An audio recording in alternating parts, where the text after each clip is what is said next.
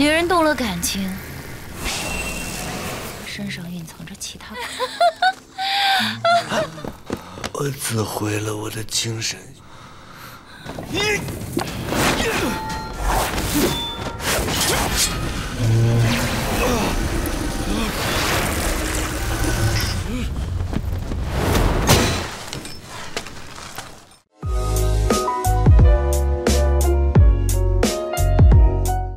Setelah beberapa kali kecolongan dan berakibat fatal bagi mereka, Lindong akhirnya memutuskan untuk menghadapi Iblis Yi secara langsung. Dia berniat menggunakan peta spiritual tersebut untuk memancing Iblis Yi keluar dan berencana untuk mengambil cermin yang telah dicuri sebelumnya. Lindong dan yang lainnya lalu melelang peta spiritual tersebut untuk memancing Iblis Yi keluar. Namun setelah beberapa saat, ternyata justru Teng Lei yang muncul ke tempat itu dengan membawa Xiaoyan yang sudah kembali dalam bentuk harimau api. Di sini alih-alih memancing Iblis Yi keluar, Lindong justru didesak untuk menyerahkan peta tersebut untuk ditukar dengan Xiaoyan.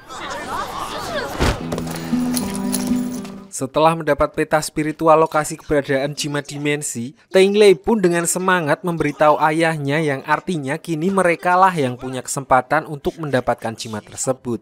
Namun kesenangannya tersebut tidak berlangsung lama karena Mujian memberitahu bahwa Lindong tidak kehabisan akal, di mana dia sudah menyalin peta tersebut dan membagi-bagikannya kepada semua orang. Yang artinya kini semua orang telah mengetahui lokasi keberadaan jimat dimensi dan siapapun bisa mengambilnya. Begitu mendengar hal itu, Teng Lei pun segera kembali menemui Lindong walaupun dia tidak bisa berbuat apa-apa karena petanya sudah terlanjur disebar. Akhirnya di sini Mujian muncul dan tidak punya pilihan lain. Dia lalu memberikan usul kalau lebih baik semua orang bersatu dan bersaing secara adil untuk mendapatkan jimat tersebut. Sebelum memulai acara perburuan jimat dimensi, Lindong berniat untuk diam-diam mencuri jimat leluhur miliknya dari tangan Teng Lei. Namun saat sedang menyusuri sekte boneka, dia tidak sengaja melihat Lintan dan Langtian yang ternyata juga ada di sana yang akhirnya membuat Lindong pun melupakan tujuannya untuk mencuri jimat leluhur dan langsung mengejar mereka. Namun berhubung keberadaan mereka diketahui oleh Teng Lei dan anak buahnya, mereka pun memutuskan untuk kabur ke hutan di mana Lindong langsung menanyakan maksud mereka selama ini. Di sini Langtian berkata kalau dia punya tujuan yang sama dengannya, yaitu mengumpulkan jimat leluhur dan mengalahkan Iblis Yi. Menurutnya, semakin banyak kelompok yang mencari, maka semakin besar kemungkinan bagi mereka untuk mengalahkan Iblis Yi. Lintan yang sepertinya sudah baper pun juga lebih memilih untuk pergi bersama dengan Langtian daripada Lindong. Singkat cerita, setelah beberapa hari berlalu, sekte pengendali boneka akhirnya menggelar acara pencarian jimat dimensi, di mana selain dihadiri oleh para pendekar dari berbagai negeri, Langtian dan Lintan ternyata juga hadir di sana.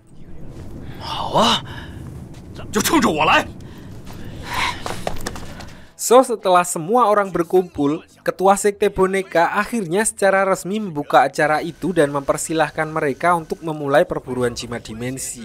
Lindong dan yang lainnya pun langsung masuk ke dalam menara batu yang ada di depannya, di mana mereka diharuskan untuk mengambil sebuah bintang jatuh untuk memasuki dimensi makam kuno, yang mana semakin tinggi level bintang yang didapat, maka semakin besar pula tingkat keberhasilan mereka mendapatkan jimat dimensi. Di sini Qingsu dan Wanwan berhasil mengambil bintang level ke-8, sementara Lindong dengan beruntung berhasil mendapat level ke-9. Namun saat dirinya lengah, Teng Lei mencuri bintang tersebut dari tangan Lindong, yang mana hal itu ternyata membuat Lindong semakin fokus dan akhirnya justru membuatnya berhasil menarik bintang dengan level dewa, yang otomatis membuat kekuatannya meningkat pesat.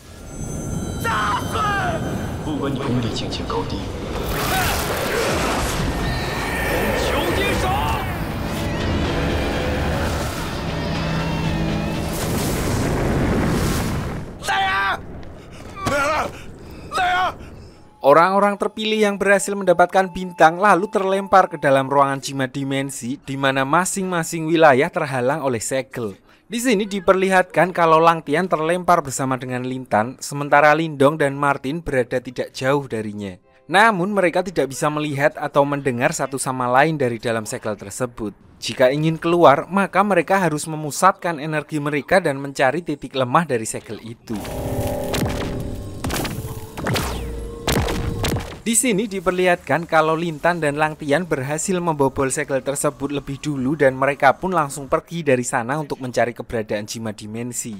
Sementara itu Lindong yang masih mencari jalan keluar, lalu kedatangan tamu tak diundang yaitu Wan Wan yang tiba-tiba jatuh dari langit dan diikuti oleh ketua sekte boneka yang dibantu oleh Mujian masuk ke dalam dimensi tersebut untuk membalaskan perbuatan Lindong terhadap anaknya. Pertarungan antara Lindong dan ketua sekte boneka pun akhirnya terjadi. Walaupun sempat terpojok, ternyata Lindong berhasil melancarkan serangan yang cukup fatal sehingga membuat lengan ketua sekte boneka sampai terputus. Takut kalau ketua sekte boneka semakin ngamuk, Wan Wan lalu segera menarik Lindong dan melarikan diri dari sana. Sementara itu, Lang Tian yang sebelumnya masuk ke dalam altar ternyata telah berhasil menemukan dan mengambil Jima Dimensi yang mereka cari-cari. Dari tempat itu, dia juga melihat Lindong yang tampaknya sedang kesulitan melawan ketua sekte boneka. So, dia memutuskan untuk pergi ke sana dan membantu Lindong. Namun, berhubung Lindong sudah lebih dulu melarikan diri, di sini Lang Tian hanya berusaha untuk menahan ketua sekte. Di sisi lain, ketua sekte boneka pun menyadari kalau bertarung melawan Lang Tian hanya akan memperparah kondisinya. So, dia memutuskan untuk AFK dan pergi meninggalkan pertarungan itu. Namun saat kabur, dia tidak sengaja melihat Lintan yang sebelumnya ditinggalkan oleh Lang Tian dalam kondisi tidak sadarkan diri. Ketua sekte boneka akhirnya memutuskan untuk membawanya sebagai sandera agar tangannya tidak buntung sia-sia. Setelah menyadari kalau ketua sekte boneka telah pergi, Lindong dan yang lainnya pun kembali ke dalam altar untuk mengecek kondisi Lintan dan Jima Dimensi yang ada di sana. Namun Lindong dibuat heran karena Lintan telah menghilang ditambah Martin melaporkan kalau Jima Dimensi juga sudah tidak ada di tempatnya. Di sini mereka belum mengetahui kalau sebenarnya Lang Tian telah mengambil jimat itu sebelumnya dan Lang Tian juga terkesan menyembunyikannya.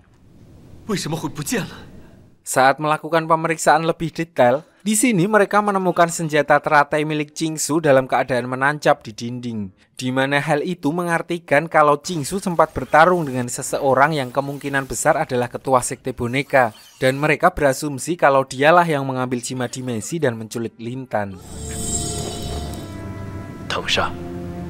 Sementara itu diperlihatkan kalau Qingsu diam-diam mengikuti ketua sekte boneka yang sudah keluar dari menara batu, di mana dia meruntuhkan satu-satunya jalan keluar dari menara batu tersebut agar Lindong dan yang lainnya terjebak selamanya di dalam area Jima Dimensi.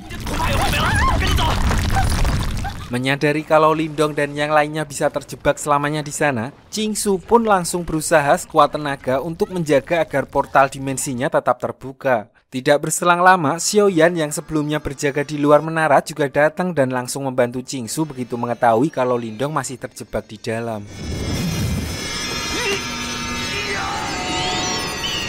Di sisi lain, Lindong juga menyadari situasi mereka saat itu, di mana dia pun langsung meminta Wan Wan dan Martin menggabungkan kekuatan mereka untuk membuka segel dimensi. Dan akhirnya berkat kerjasama luar dalam yang baik, mereka pun berhasil keluar dari domain Jima Dimensi. Tidak berselang lama, Mujian muncul di tempat tersebut untuk menjemput Lang Tian. Di sini Mujian juga menggunakan strategi adu dombanya dengan mengatakan kalau dia sebelumnya melihat ketua sekte boneka telah berkomplot dengan Iblis Yi dan membawa Lintan ke markas mereka. Yang mana hal itu membuat Lindong termakan omongannya dan memutuskan untuk langsung mendatangi sekte boneka dan menyelamatkan adiknya. Singkat cerita, Lindong yang kekuatannya telah meningkat drastis di mana dia dibantu oleh para anggota Serikat Jimat membakar semua boneka milik ketua sekte di tempat tersebut dan berhasil mencuri kesempatan untuk menyandra Teng Lei sebagai ganti karena ketua sekte boneka tidak mau menyerahkan Lintan.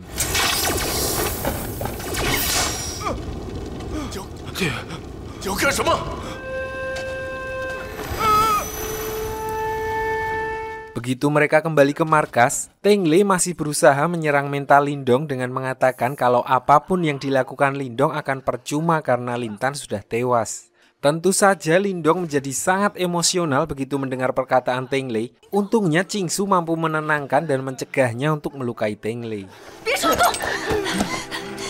Di sini Qingsu juga berusaha untuk menyadarkan Teng Lei kalau perseteruan di antara mereka sebenarnya adalah ulah dari Iblis Yi yang diam-diam mengadu domba mereka. Di mana hal tersebut membuat Teng Lei pun akhirnya menyadari sesuatu kalau Mu Qian yang selama ini mengaku sebagai saudara seperguruannya sempat beberapa kali berubah wujud dan seolah-olah mengadu domba mereka.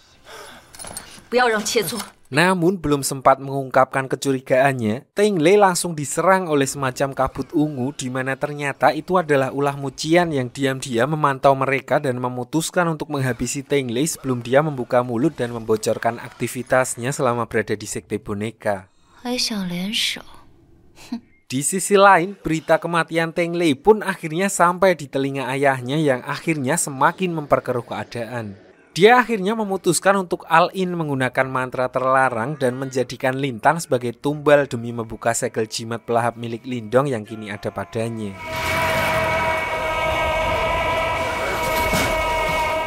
Saking dahsyatnya mantra tersebut saat bentrok dengan racun es milik Lintan, sampai-sampai langit di seluruh kota itu pun berubah menjadi merah.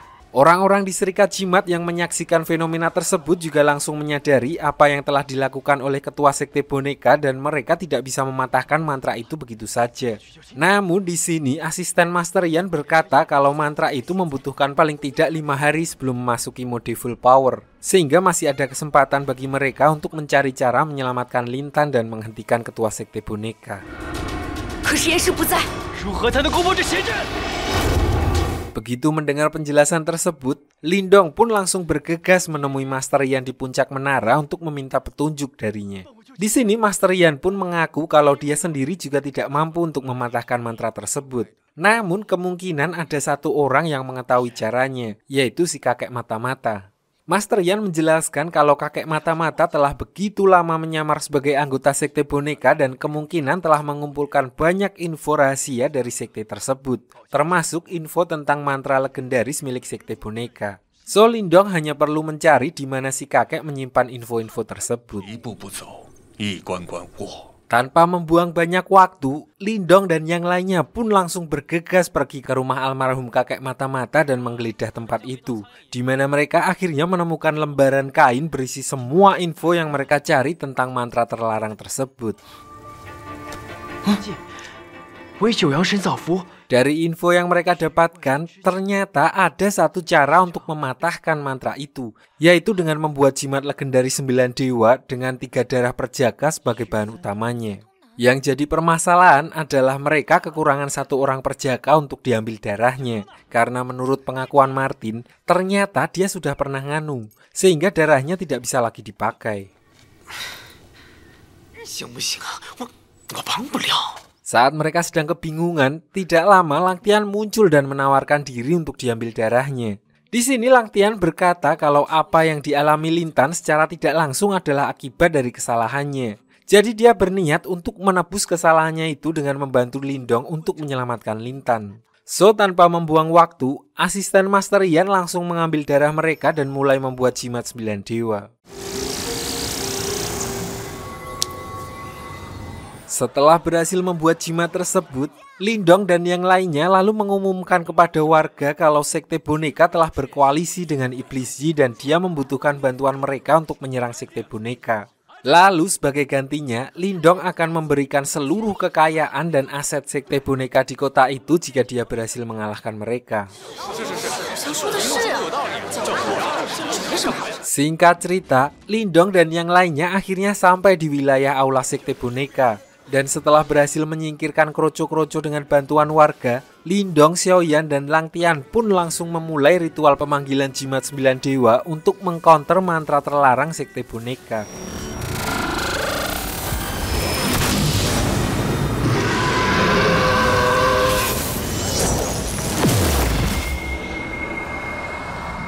Di sini Lang Tian sempat curiga karena seharusnya tidak semudah itu mematahkan mantra terlarang yang sudah disegel selama ratusan tahun.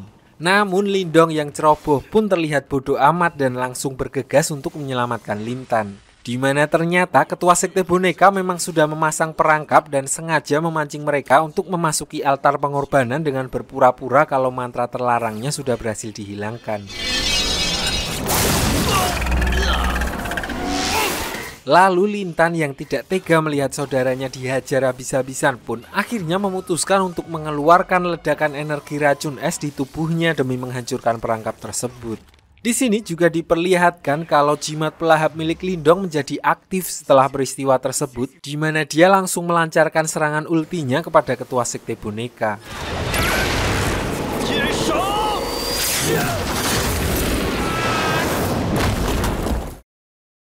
Walaupun berhasil mengalahkan ketua sekte boneka dan mematahkan mantra terlarang, namun Lintan harus membayar mahal atas keberhasilannya tersebut karena dia harus mengorbankan dirinya sendiri dan terluka parah akibat penggunaan energi racun es dalam jumlah besar sekaligus. Karena merasa terpukul begitu melihat kondisi Lintan, Lang Tian lalu memutuskan untuk membawanya kembali ke sekte gerbang Yuan dan menyembuhkannya di sana. Walaupun Lindong tidak ikhlas, pada akhirnya dia tetap tidak bisa berbuat banyak dan mau tidak mau membiarkan Lintan dibawa ke sekte gerbang Yuan untuk diobati. Setelah kejadian itu, Lindong dan yang lainnya akhirnya kembali ke Menara Jimat, di mana diperlihatkan di sini Master Yan sedang berbicara dengan Qingsu dan membahas kasus tentang ayahnya dulu. Jadi diceritakan kalau ternyata ayahnya Qingsu dulu adalah murid terbaik Master Yan di Serikat Jimat, sementara ibunya adalah pelindung utusan Jimat sama seperti Qingsu sekarang. Oleh sebab itu, mereka berdua pun menjalin hubungan yang cukup dekat sampai suatu hari ayahnya Qingsu menghilang dan dikabarkan bergabung dengan pangeran kelima iblis Yi. Dan menurut kabar yang beredar, mereka pergi ke wilayah siluman dan hingga saat ini keberadaannya tidak lagi diketahui. Beralih ke sekte gerbang Yuan, diperlihatkan Lintan yang masih terbaring lemah dan Lang Tian sendiri sudah hampir putus asa untuk membuatnya pulih kembali. Melihat hal itu, Muqian pun mulai menunjukkan aksinya karena disuruh oleh Kaisar Iblis dengan memberikan energi Yuan miliknya dan membantu memulihkan seluruh organ dalam Lintan yang sebagian besar sudah hancur. Di sini Muqian mengaku kalau apa yang menimpa Lintan sebenarnya sudah diperhitungkan olehnya, di mana dia dengan sengaja membuat situasi yang akan mengancam nyawa Lintan dengan memanfaatkan ketua sekte boneka. Muqian berdalih bahwa hal semacam itu diperlukan untuk memicu bangkitnya potensi penuh dari energi racun es yang ada di tubuh Lintan. So kini mereka hanya bisa berharap dia mampu melewati masa kritisnya. Di sisi lain diperlihatkan Qingsu yang baru saja sampai di aula sekte gerbang Yuan, di mana kedatangannya adalah untuk diam-diam menyelidiki Muqian karena dia curiga dengan gerak-geriknya selama ini. Saat pertama kali memasuki aula dan menunggu utusan resmi sekte yang akan menyambutnya, Qingsu langsung merasakan hawa dingin yang tidak asing baginya. So dia memilih untuk mengikuti nalurinya mencari sumber energi tersebut. Singkat cerita, energi itu menuntunnya sampai ke sebuah gua di wilayah terlarang sekte gerbang Yuan di mana dia tidak sengaja bertemu dengan Muqian di sana. Menyadari kalau ada tamu yang tak diundang, Muqian pun langsung memanfaatkan momen tersebut untuk menyerang Qingsu dengan alasan dia adalah penyusup yang melanggar aturan sekte. Untungnya dua orang senior sekte gerbang Yuan muncul dan langsung menghentikan serangan Muqian. Di depan kedua senior itu, Qingsu mengungkapkan apa yang sebelumnya dia rasakan, namun karena tidak ada bukti, dia lalu meminta maaf dan memilih pergi dari gerbang Yuan.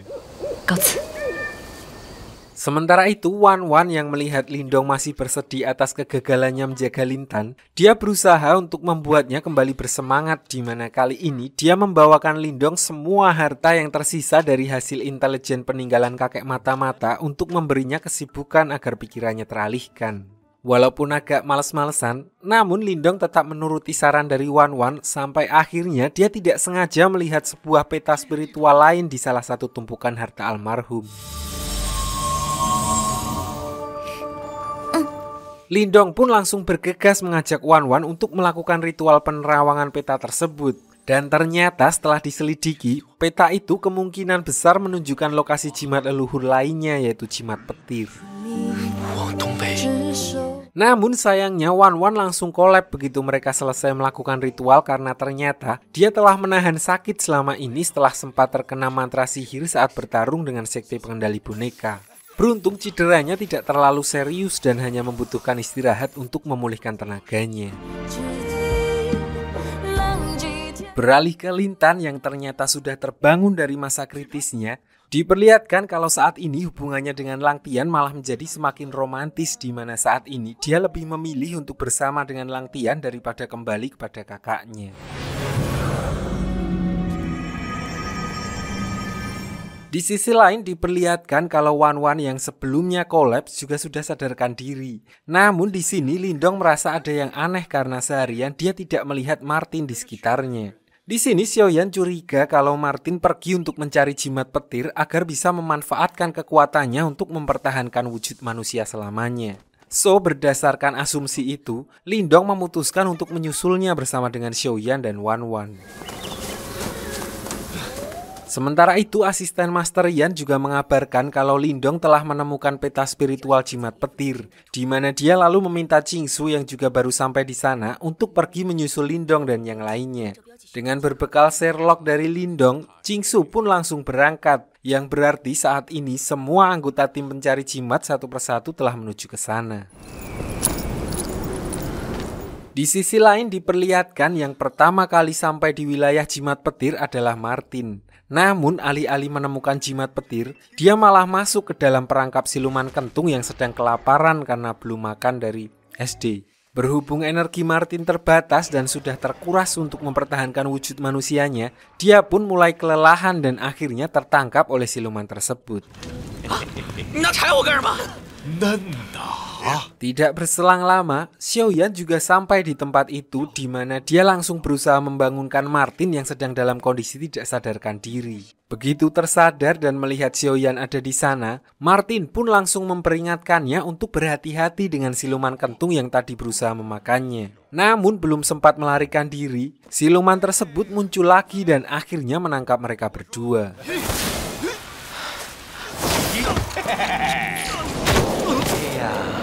Sementara itu Qingsu yang sebelumnya juga menuju ke lokasi yang ada di map ternyata justru sampai duluan di sebuah desa. Di sini dia tidak sengaja melihat warga desa yang seperti sedang melakukan ritual. Namun begitu melihat kepala desanya tersambar petir, Qingsu langsung memutuskan untuk membantu mereka dan menghentikan badai petir tersebut. Begitu mengetahui kalau Qingsu adalah seorang pelindung utusan jimat dari Istana Langit, orang itu pun langsung berterima kasih dan mengundangnya untuk mampir di tempat mereka. Dia mengaku kalau mereka adalah klan Guntur yang ditugaskan untuk menjaga jimat leluhur petir sampai pewaris jimat leluhur datang untuk mengambilnya. Di sini tanpa rasa curiga sedikit pun, Qingsu akhirnya bersedia menerima jamuan mereka. Namun begitu Qingsu lengah, tiba-tiba orang itu langsung menyerangnya hingga membuat Qingsu tidak sadarkan diri. Ternyata orang-orang di desa tersebut menyimpan dendam kepada ayahnya Qingsu dan bisa mengenalinya karena tas yang dipakai Qingsu. Untungnya Lindong dan Wan Wan ada di sekitar situ dan langsung OTW ke TKP saat melihat awan petir dan mendengar ribut-ribut warga di sana. Lalu begitu melihat Qingsu sedang disandra, mereka pun langsung bergegas menyelamatkannya dan menyandra balik ketua klan Guntur tersebut. Namun diperlihatkan orang itu dapat dengan mudah meloloskan diri karena ternyata mereka semua bukanlah orang asli, melainkan hanya sisa-sisa energi spiritual dari penduduk di sana yang seluruhnya sudah meninggal dunia. Jadi diceritakan kalau dulu ayahnya Qingsu datang ke desa itu bersama dengan pangeran kelima iblis Yi, di mana mereka melakukan pembantaian demi mengambil jimat petir yang ada di sana. Oleh karena itu, warga di sana menjadi arwah penasaran dan akhirnya berusaha membalaskan dendamnya kepada Qingsu begitu mengetahui kalau dia adalah anak dari orang yang membantai klan mereka. Balik ke cerita, mereka semua lalu bergabung dan berubah wujud menjadi awan petir. Dan di sini Lindong sempat berusaha mengulur waktu agar Wan Wan dan Qingsu bisa melarikan diri. Namun karena yang dilawan kali ini adalah energi alam yang sangat besar, Lindong pun akhirnya tidak mampu bertahan lama dan mereka pun berhasil mengurung Qingsu di dalam lingkaran petir.